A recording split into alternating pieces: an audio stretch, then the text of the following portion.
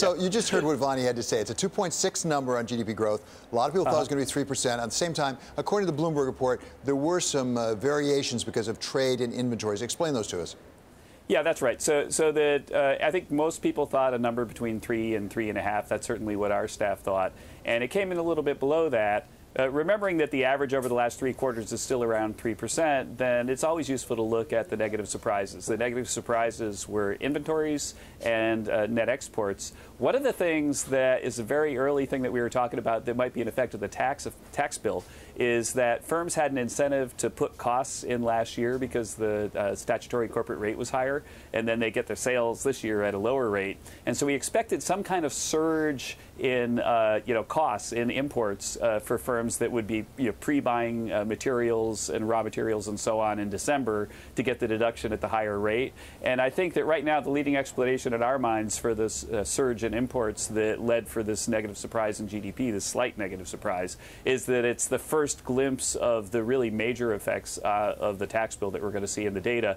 There was another piece of news today that I think was even more important than the GDP release, and that was the durable goods release. Because when you order a durable good, it takes a while to get delivered. It's not like Amazon where you get it in a day or two, right? And so the people who wanted to ramp up activity next year, who are more optimistic about next year because of the tax bill, should have placed more orders in December. And the durable goods numbers were really, really optimistic. Like the Bloomberg average, I think, was about 0.8. You probably know better than me. And the number came out, more than triple that. And so I think that the data right now look very consistent with the CEA view that the economy is growing at a rate that's going to be going into next year north of 3%. Right. It was actually 0.8%. You're exactly right. And I want to come back to durable goods, but just one more moment on the GDP growth, if we could, because it wasn't part of the reason why the imports really surged up is because they were artificially depressed in the third quarter because of hurricanes. You can't import things through those ports in the southeast because of the hurricanes. And doesn't that suggest maybe the numbers are a little artificially low in the fourth quarter, but maybe it should be taken out of the third quarter?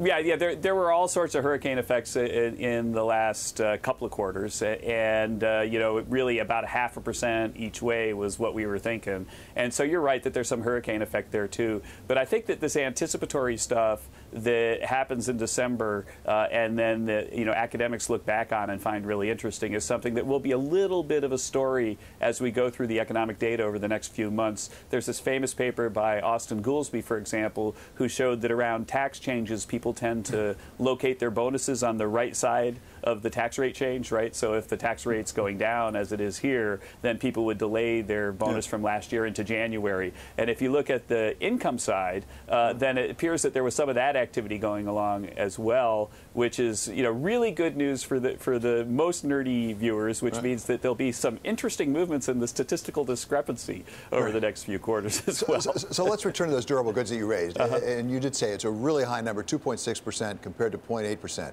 At the same time, if you look below the numbers, isn't an awful lot of that Boeing? If you take Boeing out, in fact, if you take it ex defense, I think it's a negative number, 0.3%. Is that right? You're right about airplanes being a big deal and being volatile. The part of durable goods orders that I've looked at, and actually Alan Greenspan taught me to do this when I was a junior guy at the Fed more than 20 years ago, is to look at the non-defense capital goods, excluding aircraft, and the relationship between the cumulative relationship between orders and shipments as we go forward. And right now, the upward trajectory of capital spending going into next year is something that is suggesting a capital spending boom along the lines of what we saw in the 90s. And that was very evident in the durable goods data today. And so when you see orders above shipments and both trending up, then that's very bullish for capital spending. And that's what that was really the main takeaway. So you're right about the headline. The headline very often can be moved around by one extra airplane. But deep down inside, the fact that the non-defense capital goods, excluding aircraft, are on these really, really favorable trends is consistent with the view that I know I've talked on Bloomberg a lot over the last few months that we have, that the corporate tax cut is going to cause a capital spending boom, and all that capital is going to drive wages higher. Well, let's talk about that tax cut and looking forward now for a moment. Whatever the ups and downs from quarter to quarter, clearly the economy is growing at a nice pace, not overwhelming, but a nice steady pace. Where are we in the business cycle? What inning? Give us an inning. Use it baseball.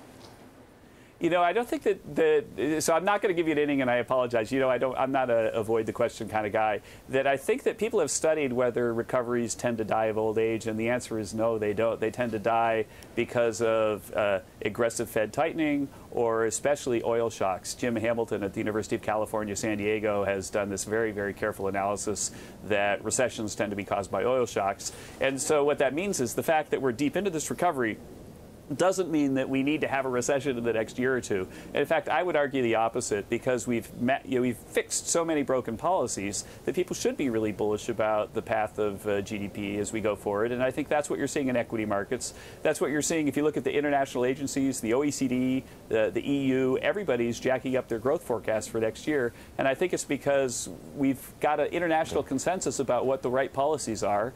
A bunch of the countries around the world, like if you look at Macron in France, who's cutting the corporate rate, a bunch of countries around the world are pursuing policies like President Trump's that are turning their economies around, and the markets are happy about that.